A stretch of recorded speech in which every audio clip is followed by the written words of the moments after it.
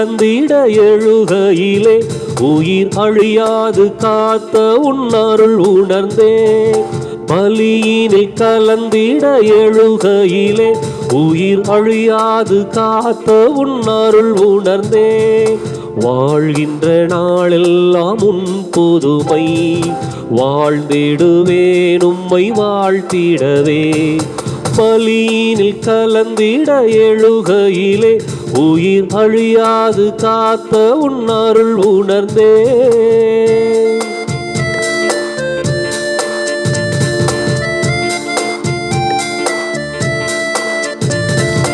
உன்னாற்றல் நான் உணர்ந்தால் இந்நாற்றல் நான் மறப்பேன் இறைவா.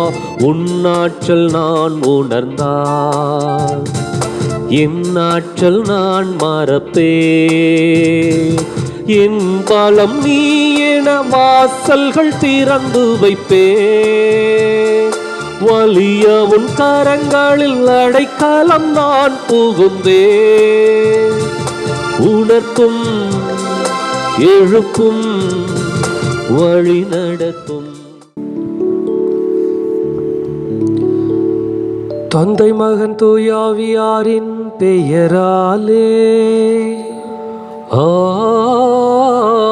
ஆமென். நம் ஆண்டவராகிய இயேசு கிறிஸ்துவின் அருளும் கடவுளின் அன்பும் தூயாவியாரின் தோழமையும் உங்கள் அனைவரோடும் இருப்பதாக.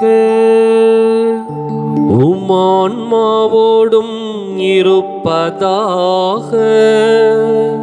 இயேசுவில் பிரியமான அன்பு சகோதர சகோதரிகளே, இன்றைய நற்செய்தியின் வழியாக ஆண்டவர் நம் அனைவரையும் பழைய ஏற்பாட்டில் கூறப்பட்டது போல கண்ணுக்கு கண் பல்லுக்கு பல் பழிக்கு பழி என்று இல்லாமல் நம்மை கஷ்டப்படுத்தியவர்களையும் நமக்கு தீமை செய்தவர்களுக்கு நன்மை செய்ய ஆண்டவர் அழைக்கின்றார். அதுவே கடவுளின் பிள்ளைக்குரிய குணங்கள். இந்த வேளையிலே நாம் உள்ளத்தில் விரோதத்தையும் பகை உணர்வையும் வைத்துக்கொண்டு பிறரோடு பேசாமலும் அவர்களை பழிவாங்கி கொண்டிருக்கும் ஒவ்வொரு காலங்களுக்கான நேரங்களுக்காகவும் மன வருந்துவோம். எல்லாமல் அன்பு இறைவனின் அவர்களை வேண்டி இந்த திருப்பலியிலே ஜெபிப்போம். இயலாமல்ல இறைவனிடமும் சகோதர உங்களிடமும் நான் பாவியனை ஏற்றுக்கொள்கிறேன். ஏனெனில் என் சிந்தனையாலும் சொல்லாலும் செயலாலும் கடமைகள் தவறியதாலும் பாவங்கள் பல செய்தேன். என் பாவமே என் பாவமே என் பெரும் பாவமே. ஆகையால் எப்போதும் கன்னியான புனித மரியாவையும் வானதுதர் புனிதர் அனைவரையும் சகோதர சகோதரிகளை உங்களையும் நம் இறைவனாகிய ஆண்டவரிடம் எனக்காக வேண்டிக் கொள்ள மன்றாடுகிறேன். இயலாமல்ல இறைவன் நம் மீது இறக்க வைத்து நம் பாவங்களை மன்னித்து நம்மை முடிவில்லா வாழ்வுக்கு அழைத்து செல்வாராக. ஆமென்.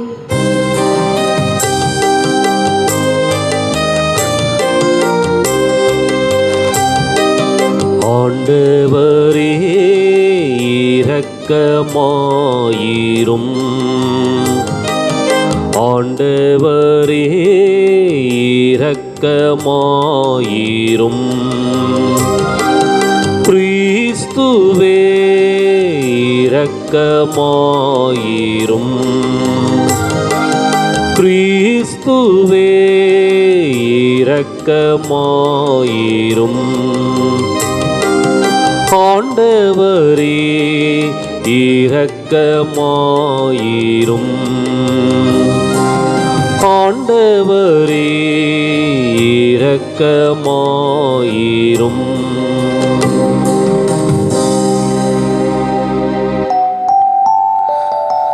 மன்றாடுவோமாக.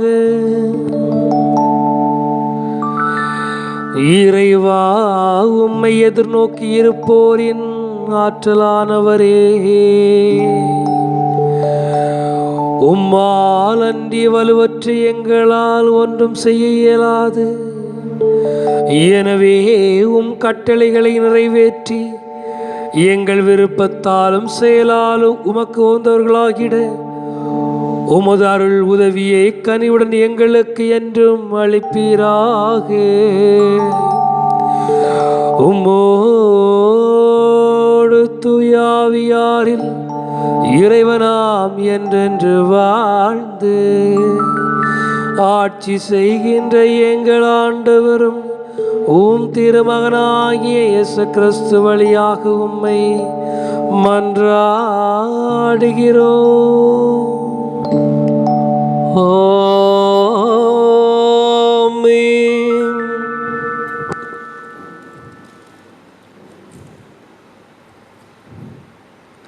நாபோத்து கல்லால் எரியுண்டு மடிந்தான். அரசர்கள் முதல் நூலிலிருந்து வாசகம். அதிகாரம் 21, இறைவசனங்கள் 1 முதல் 16 முடிய. அந்நாட்களில் இஸ்ரேலனாகிய நாபோத்துக்கு இஸ்ரேல் சமாரிய அரசன் ஆகாபின் அரண்மனை அருகில் ஒரு திராட்சை தோட்டம் இருந்தது. ஆகாபு நாபோத்திடம், உன் திராட்சை தோட்டம் என் அரண்மனை அருகில் இருப்பதால் நான் அதை காய்கறி தோட்டமாக்கும்படி என்னிடம் கொடுத்துவிடு. அதற்கு பதிலாய் அதைவிட நல்ல திராட்சை தோட்டத்தை உனக்கு தருவேன். உனக்கு விருப்பமானால் அதன் விலை வெள்ளியாக தருகிறேன் என்றான். அதற்கு நாபோத்து ஆகாபிடம், என் மூதாயரின் உரிமை சொத்தை நான் உமக்கு கொடாதவாறு ஆண்டவர் என்னை காப்பாராக என்றான். என் மூதாயரின் உரிமை சொத்தை உமக்கு கொடுக்க மாட்டேன் என்று இஸ்ரேலனாகிய நாபோத்து தன்னிடம் சொன்ன வார்த்தைகளை முன்னிட்டு ஆகாபு ஆத்திரத்துடனும் கோபத்துடனும் தன் அரண்மனைக்கு வந்தான்.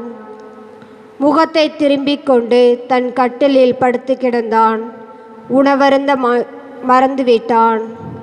அப்போது அவனுடைய மனைவி இசபேல் அவளிடம் வந்து, நீர் ஏன் மனம் சோர்ந்திருக்கிறீர், ஏன் உணவருந்தவில்லை என்று அவனை கேட்டாள்.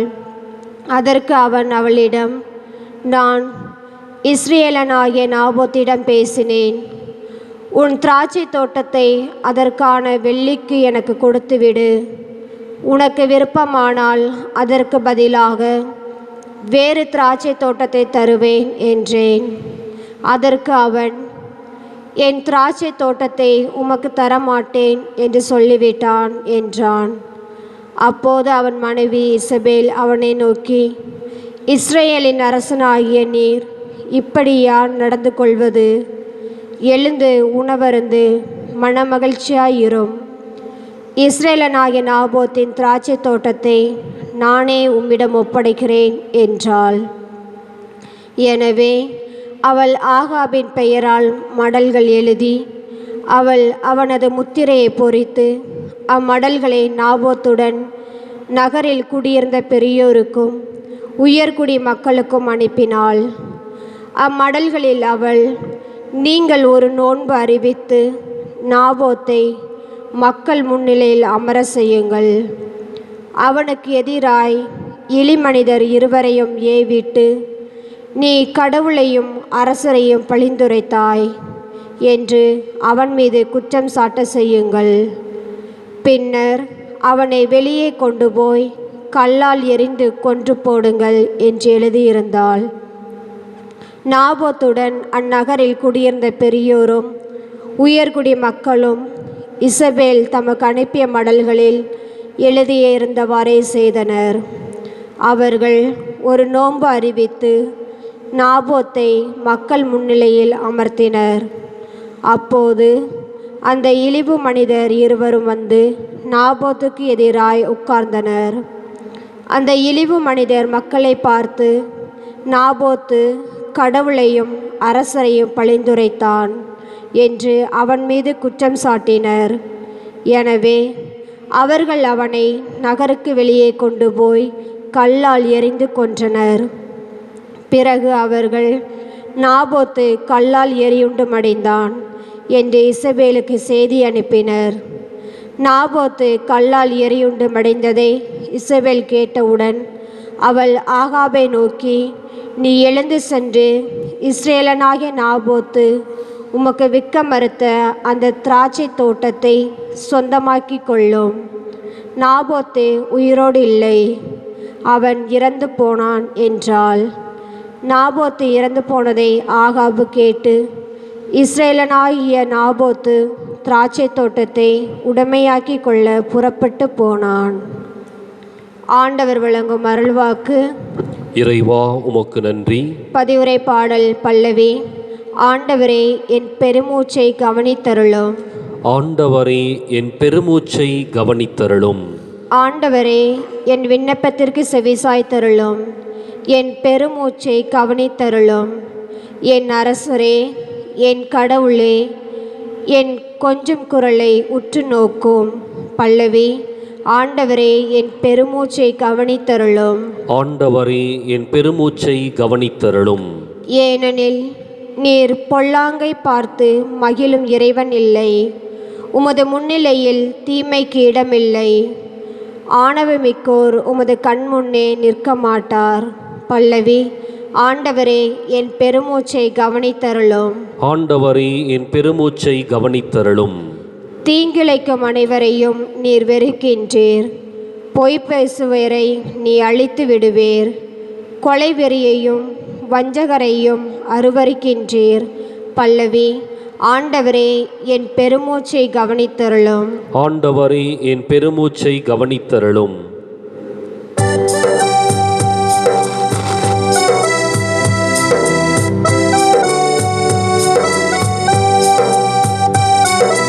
அல்லேலூயா அல்லேலூயா அல்லேலூயா அல்லேலூயா அல்லேலூயா அல்லேலூயா அல்லேலூயா அல்லேலூயா. என் காலடிக்கு உம் வாக்கே விளக்கு, என் பாதைக்கு ஒளியும் அதுவே. அல்லேலூயா அல்லேலூயா அல்லேலூயா அல்லேலூயா அல்லேலூயா. ஆண்டவர் உங்களோடு இருப்பாராக. உம் ஆன்மாவோடும் இருப்பாராக. புனித மத்தேயு எழுதிய நற்செய்தியிலிருந்து வாசகம். ஆண்டவரே மாட்சி உமக்கே. அதிகாரம் 5, இறை வாக்கியங்கள் 38 முதல் 42 முடிய. அக்காலத்தில் இயேசு தம் சீடரை நோக்கி கூறியது: கண்ணுக்கு கண் பல்லுக்கு பல் என்று கூறப்பட்டிருப்பதை கேள்விப்பட்டிருக்கிறீர்கள். ஆனால் நான் உங்களுக்கு சொல்கிறேன், தீமை செய்பவரை எதிர்க்க வேண்டாம். மாறாக உங்களை வலக்கன்னத்தில் அறைபவருக்கு மறுகன்னத்தையும் திருப்பி காட்டுங்கள். ஒருவர் உங்களுக்கு எதிராக வழக்கு தொடுத்து உங்கள் அங்கியை எடுத்துக்கொள்ள விரும்பினால் உங்கள் மேலுடையையும் அவர் எடுத்துக்கொள்ள விட்டு விடுங்கள்.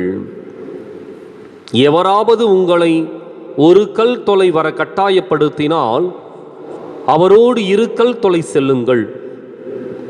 உங்களிடம் கேட்கிறவருக்கு கொடுங்கள். கடன் வாங்க விரும்புகிறவருக்கு முகம் கோணாதீர்கள்.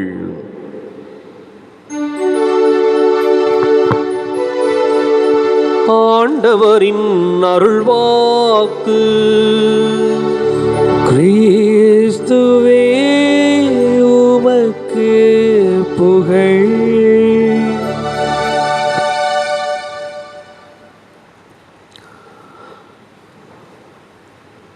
இயேசு கிறிஸ்துவின் மிக்குரிய அருமையான சகோதர சகோதரிகளே, இயேசுவினுடைய லட்சியமும் எண்ணமும் ஒரு புதிய சமூகத்தை உருவாக்க வேண்டும் என்பதிலே அடங்கியிருந்தது. ஒரு தீராத வேட்கையும் வெறியும் அவருக்குள் இருந்தது. எனவேதான் இன்றைய நற்செய்தி துவங்குகின்ற பொழுதே பழைய ஏற்பாட்டு சட்டத்தை ஒரு மேற்கோளாக கொண்டு துவங்குகின்றது. கண்ணுக்கு கண், பல்லுக்கு பல். இது பழைய ஏற்பாட்டு காலத்திலே பரவலாக எல்லா சமூகங்களிலும் இருந்த ஒரு கட்டளை, ஒரு சட்டதிட்டம்.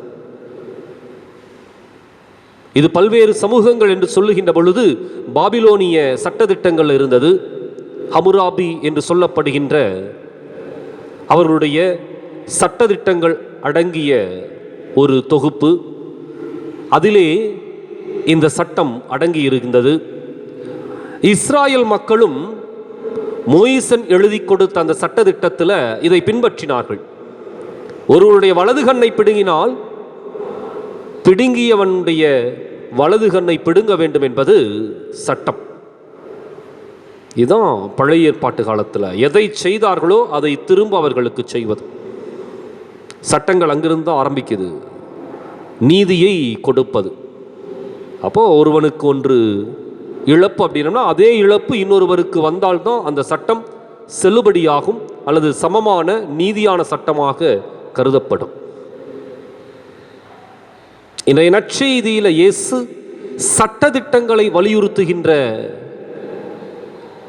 ஒரு சமுதாயத்தை விரும்பவில்லை. ஏனென்றால் இந்த சட்டங்கள் மீண்டும் மீண்டுமாக ஒரு வன்முறை சமூகத்தை ஏற்படுத்துமே ஒழிய மாறாக இயேசுவினுடைய எண்ணத்தில் இருந்தது எல்லாமே ஒரு மனிதநேயத்தை அடிப்படையாக கொண்ட ஒரு புதிய சமூகத்தை அவர் உருவாக்க வேண்டும் என்று திட்டமிட்டிருந்தார். எனவேதான் கண்ணுக்கு கண் பல்லுக்கு பல் என்ற அந்த சட்டத்தை மாற்றி தீமை செய்பவரை எதிர்க்க வேண்டாம். இந்த இடத்துல ஒரு கேள்வி எழலாம். அப்ப அநியாயம் செய்கின்றவர்கள் அநியாயம் செய்து கொண்டே இருக்கட்டும், தீமை செய்கின்றவர்கள் தீமை செய்து கொண்டே இருக்கட்டும், அல்லது ஒரு பக்கத்தில் அத்தனை தீமைகளையும் அநியாயத்தையும் அனுபவித்துக் கொண்டிருக்கின்ற மக்கள் அப்படியே அடங்கி இருக்கட்டும், இதுதான் நியாயமா என்று சொல்லி ஒரு கேள்வி எழலாம்.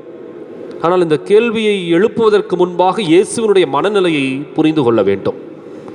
ஒரு புதிய சமூகத்தை உருவாக்குவதற்கு இயேசு மாற்று வழியை அல்லது வேறொரு சிந்தனையை இந்த மனித மனங்களுக்குள் புகுத்துகின்றார். என்ன அப்படின்னம்னா, தீமைக்கு தீமை செய்தால் ஒருபோதும் அந்த தீமை அழியப் போவதில்லை. அந்த தீமை அங்கேயே தான் குடிகொண்டிருக்கும்.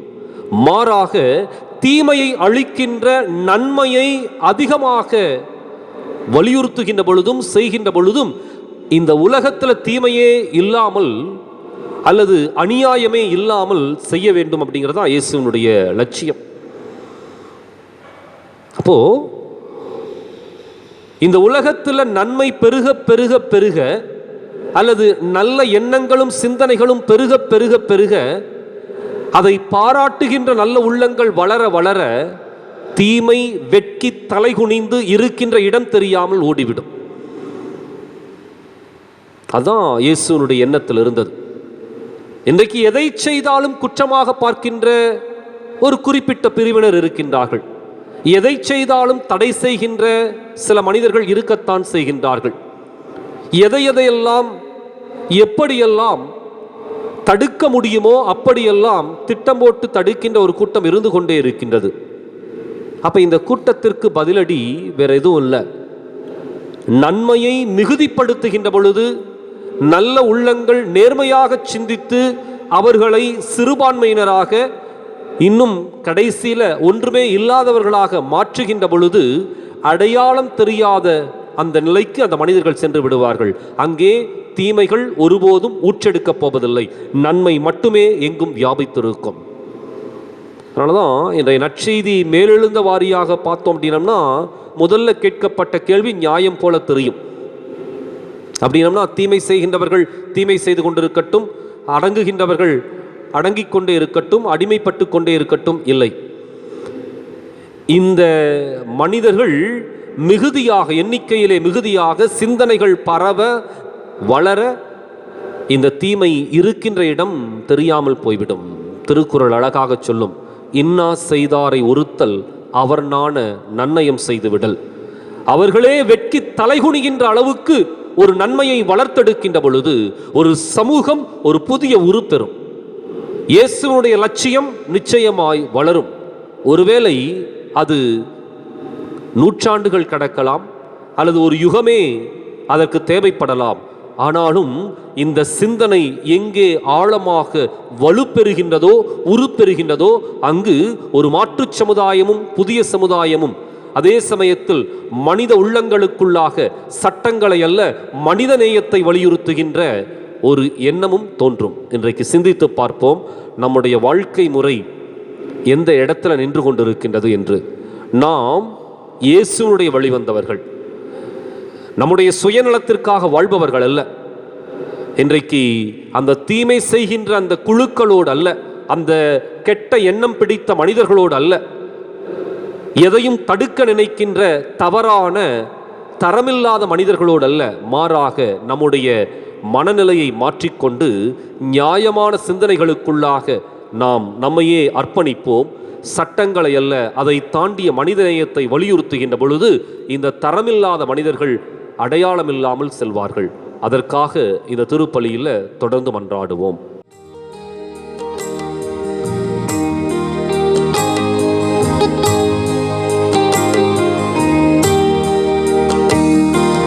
புகழோடு நான் வாழவில்லை, உம் புகழ் ஒன்று எனக்கு போதும்.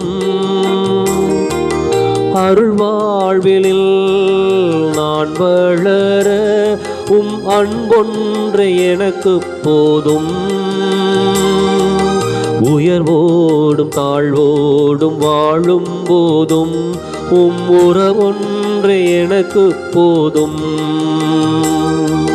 மகிழ்வோடும் துயரோடும் வாழும் போதும் உம் கரமொன்று என்னை தேற்றிடும். என்னை தந்தேன், எல்லாம் தந்தேன், என் வாழ்வை பலியாக்கவே. உள்ளம் தந்தேன், உமக்கே தந்தேன். அன்பு சகோதர சகோதரிகளை நாம் ஒப்புக் கொடுக்கும் திருப்பலியானது எல்லாமல் அன்பு ஆண்டவருக்கு ஏற்றதாகும்படி ஜெபியுங்கள். ஆண்டவர் தமது பெயரின் புகழ்ச்சிக்காகவும் மாட்சிக்காகவும் நமது நன்மைக்காகவும் புனித திரு அவை அனைத்து நலனுக்காகவும் உமது கையிலிருந்து பலியை ஏற்றுக்கொள்வாராக. இறைவா, மக்களினத்தார் ஒப்புக் கொடுக்கும் இப்பரச காணிக்கைகள் எங்களுக்கு ஊட்டமளிக்கும் உணவாகவும் எங்களை புதுப்பிக்கும் அருள் அடையாளமாகவும் மாற செய்கின்றே. அதனால் இவற்றின் அருள் உதவி எங்கள் உடலுக்கும் மனதுக்கும் என்றும் குறைபாடாமல் கிடைக்க அருள் புரிவீராக. எங்கள் ஆண்டவராம் கிறிஸ்து வழியாக உம்மை மன்றாடுகிறோம்.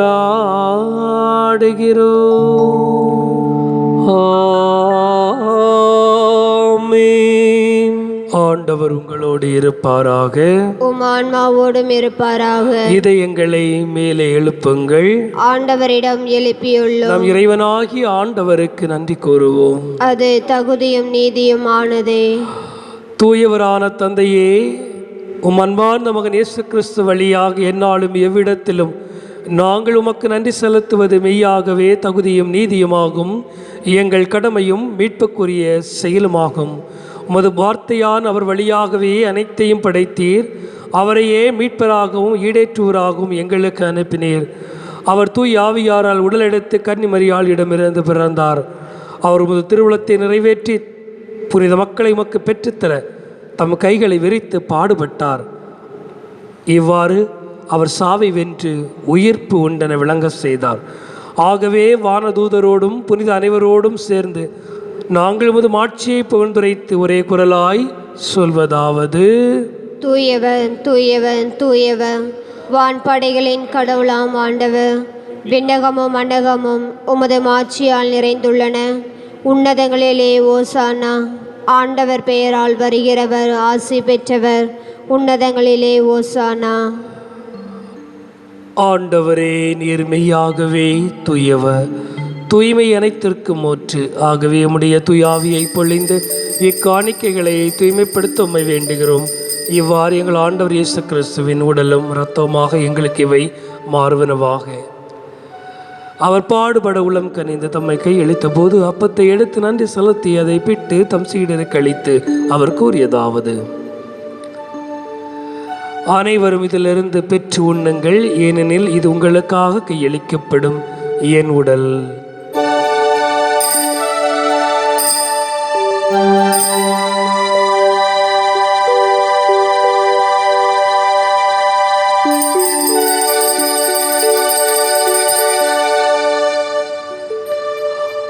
அவ்வண்ணமே இரவு விருந்து அருந்தியபின் கிண்ணத்தை எடுத்து மீண்டும் உமக்கு நன்றி கூறி அதை தம் சீடருக்கு அளித்தவர் கூறியதாவது: அனைவரும் இதிலிருந்து பெற்று பருகுங்கள், ஏனெனில் இது புதிய நிலையான உடன்படிக்கைக்குரிய இரத்தத்தின் கிண்ணம்.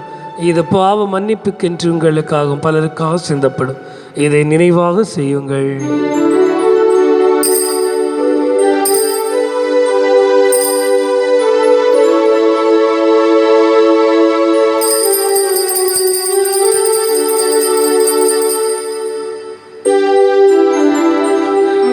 நம்பிக்கையின் மறைபொருள்.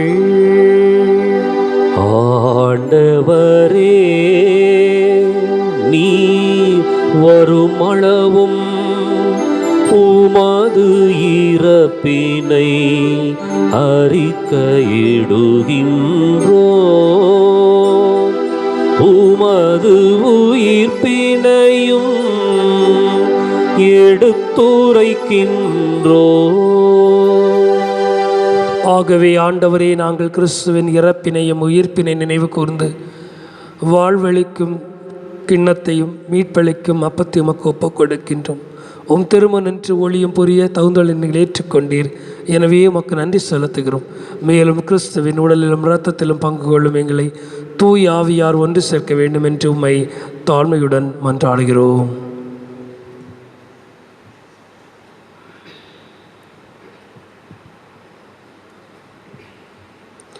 ஆண்டவரே, உலகெங்கும் பரவி இருக்கும் அது திரு அவையை நினைவு கூர்ந்தருளும். எங்கள் தலைமை தந்தை பிரான்சிஸ், எங்கள் மறைமாவட்ட தலைமை தந்தை பீட்டர் அபீர், எல்லா திருநிலையினராகிய அனைவரோடும் உமது திரு அவை அன்பில் நிறைவு பெறச் செய்தருளும். மேலும் உயிர்த்தெழும் எதிர்நோக்குடன் துயில் கொள்ளும் எங்கள் சகோதரர் சகோதரிகளையும் இறந்தோர் அனைவரையும், குறிப்பாக தொற்று நோயிலே இறந்த சகோதர சகோதரிகள் ஆன்மாக்கள் அனைவரையும் இரக்கத்துடன் நினைவு கூர்ந்து உமது திருமுக ஒளியினுள் ஏற்றருளும். எங்கள் அனைவர் மீதும் இரக்கமாயிரும். கடவுளின் கன்னித்தாயான புனித மரியா, அவருடைய கணவரான புனித யோசேப்பு, புனித திருத்தூதர்கள், இவ்வுலகில் உமக்கு உகந்தவராயிருந்தோர் ஆகிய புனிதர் அனைவருடனும் நாங்கள் நிலை வாழ்வில் பங்கு கொள்ளும் தகுதி பெற்று உம் திருமகன் இயேசு கிறிஸ்து வழியாக உம்மை புகழ்ந்தேத்தும் வரமருள உம்மை மன்றாடுகின்றோம்.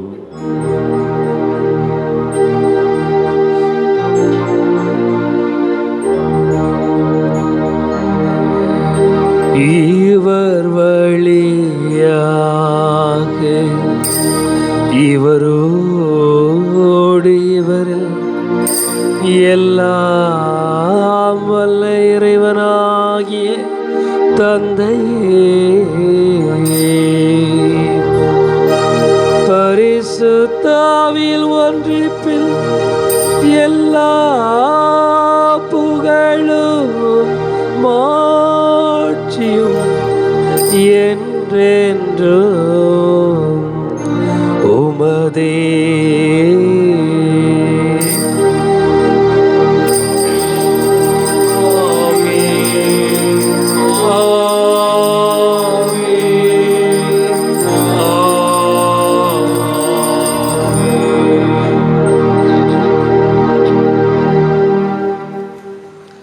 மீட்பரின் கட்டளையால் கற்பிக்க பெற்று இறை படிப்பினையால் தேர்ச்சி பெற்று நாம் துணிந்து சொல்வோம்.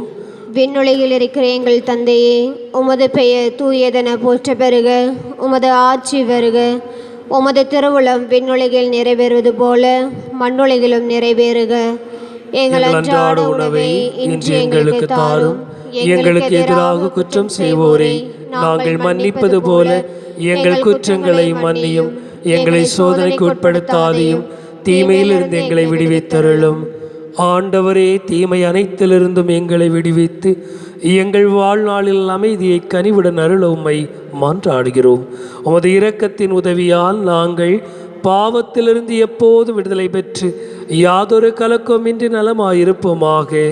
நாங்கள் எதிர்நோக்கி இருக்கும் பேரின்பத்திற்காகவும் எங்கள் மீட்பராம் இயேசுவின் வருகைக்காகவும் காத்திருக்கின்றோம்.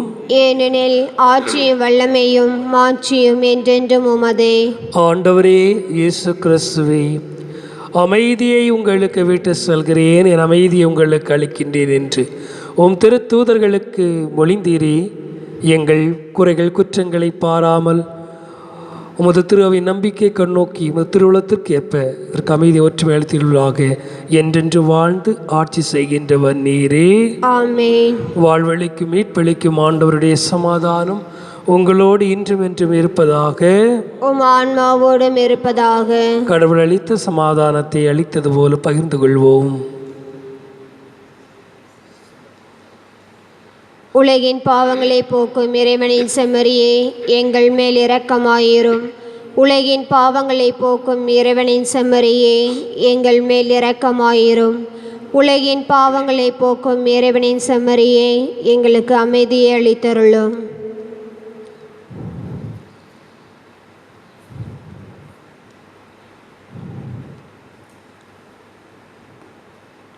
இறையேசுவில் பிரியமான அன்பு சகோதர சகோதரிகளே, இதோ இறைவனின் செம்மறி, நமக்கு தீமை செய்பவர்களுக்கு நன்மை செய்யக்கூடிய இறைவன், நம்மை வெறுப்பவர்களையும் ஏற்றுக்கொள்ளக்கூடிய இறைவன்.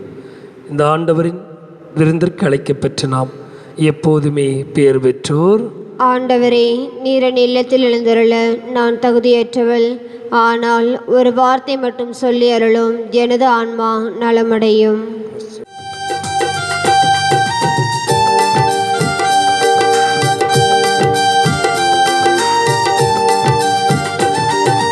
திசைகள் ஆயிரம் செல்லும் போது மனதை ஆசைகள் அழித்துவிடும்.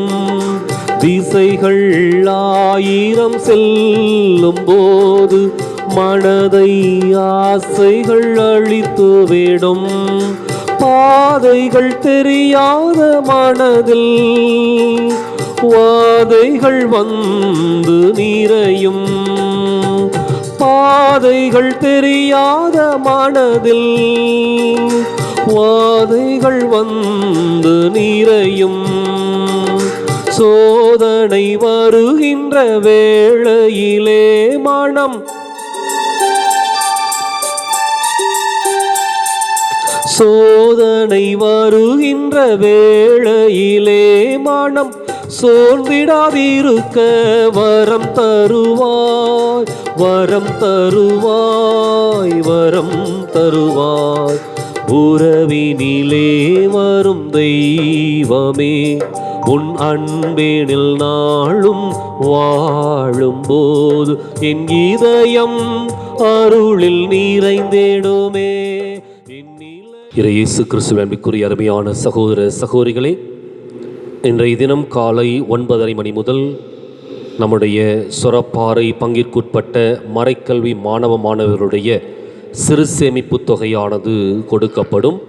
எனவே அத்தனை குழந்தைகளும் தங்களுக்கு குறித்தான சிறு சேமிப்பு புத்தகங்களோடு வந்து உரிய தொகையை பெற்று செல்லும்படி அன்போடு வேண்டுகின்றேன். சிறிய குழந்தைகளுக்கு அவருடைய பெற்றோரில் யாராவது ஒருவர் வந்து கணக்குகளை சரிபார்த்து பெற்றுச் செல்ல அன்போடு வேண்டுகின்றேன். மீண்டும் நினைவுபடுத்துகின்றேன், வருகின்ற பொழுது கூட்டமாக ஒரே சமயத்தில் அனைவரும் வர வேண்டாம். காலை 9:30 மணி முதல் மாலை 5 மணி வரை கொடுக்கப்படும். எனவே நேரத்திற்கு தகுந்தாற்போல் வரும்படி அன்போடு வேண்டுகின்றேன். முதலிலே காலையிலே தொலைவில் இருக்கின்றவர்கள், குறிப்பாக கோழிப்பாறை பகுதியை சார்ந்தவர்கள், அதனைத் தொடர்ந்து நீலிப்பாறை பகுதியை சார்ந்தவர்கள், அதனைத் தொடர்ந்து நல்லூர் பகுதியை சார்ந்தவர்கள், அதனைத் தொடர்ந்து பாளியந்துறையும் கடைசியாக சொரப்பாறையில் இருக்கின்ற குழந்தைகளும் வந்து பெற்று செல்லும்படி அன்போடு வேண்டுகின்றேன். எனவே காலை 9:30 மணி முதல் ஏறக்குறைய ஒரு 10:30-11 மணி வரை கோழிப்பாறை பகுதியினரும், அதனைத் தொடர்ந்து ஒவ்வொரு மணி நேரத்திற்கு ஒரு பகுதியாக வந்து பெற்று செல்லும்படி அன்போடு வேண்டுகின்றேன். யாரும் கூட்டமாக அல்லது மற்றவர்களுக்கு ஒதுக்கப்பட்டிருக்கின்ற நேரங்களிலே வந்து பெற்று செல்ல வேண்டாம். வருகின்ற பொழுது முகக்கவசம் அணிந்து வாருங்கள். குழந்தைகளுக்கும் அணிவித்து கூட்டி வாருங்கள். உங்களுடைய சிறு சேமிப்பு புத்தகங்களை தவறாமல் கட்டாயம் எடுத்து வர வேண்டும். எனவே வந்து அதை பெற்று செல்ல அன்போடு கேட்டுக்கொள்ளுகின்றேன்.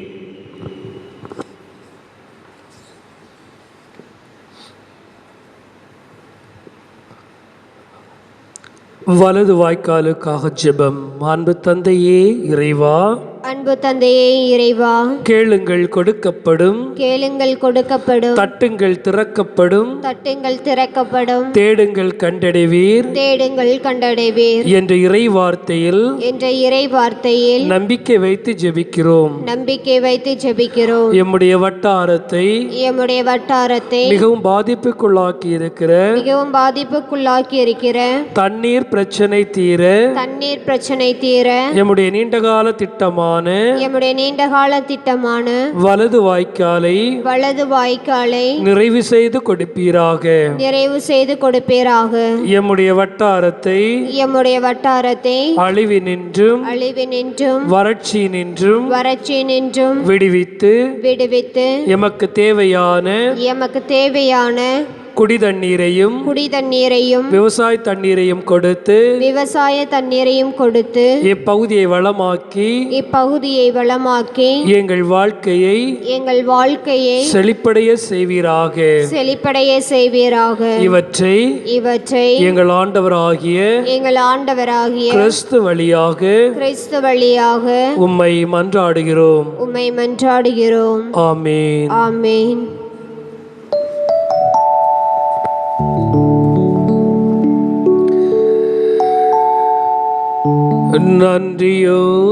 நன்றியோடு மன்றாடுவோமாக.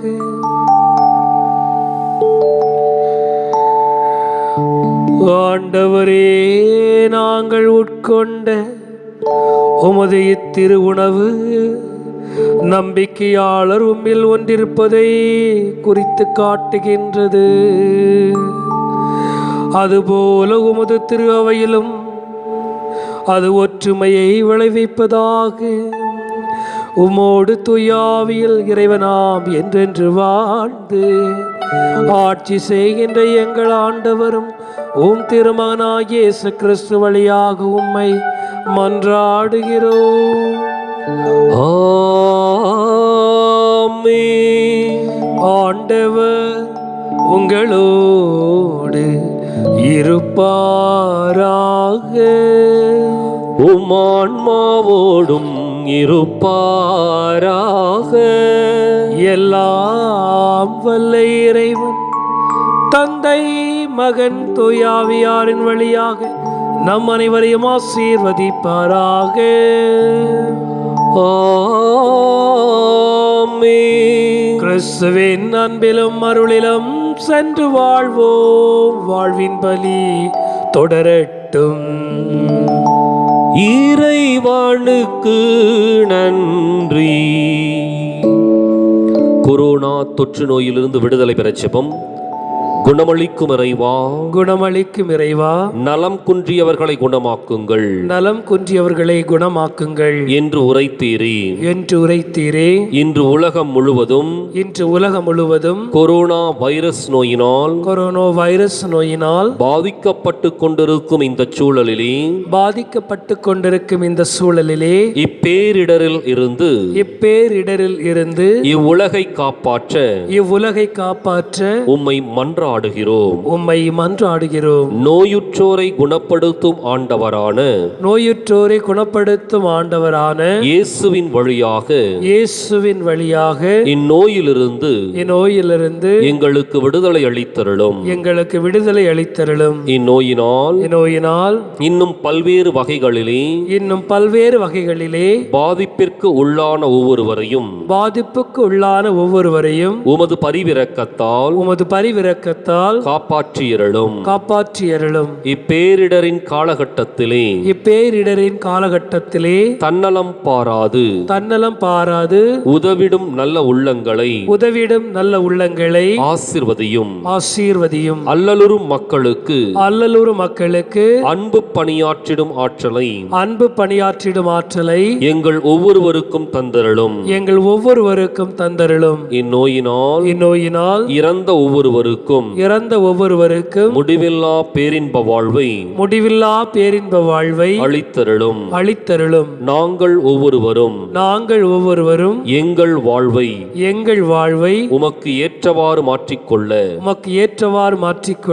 எங்கள் ஒவ்வொருவரின் உள்ளங்களிலும் மனம் மாற்றத்தை விதைத்து ஆசீர்வதித்திட வேண்டும் என்று எங்கள் ஆண்டவராகிய கிறிஸ்து வழியாக உம்மை மன்றாடுகிறோம். ஆமென். ஆமென்.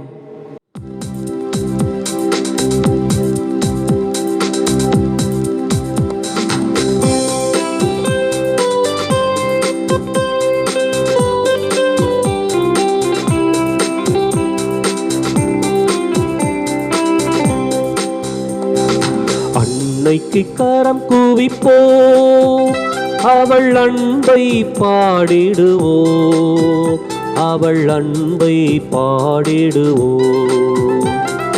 அன்னைக்கு கரம் கூவிப்போம், அவள் அன்பை பாடிடுவோம்.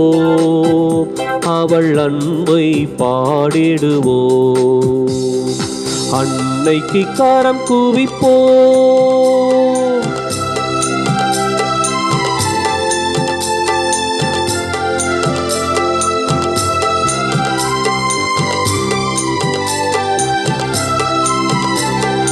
கன்னிமையில் இறைவன் உருவெடுத்தார், அந்த முன்னவனின் அன்னை என திகழ்ந்தாள். கன்னிமையில் இறைவன் உருவெடுத்தார், அந்த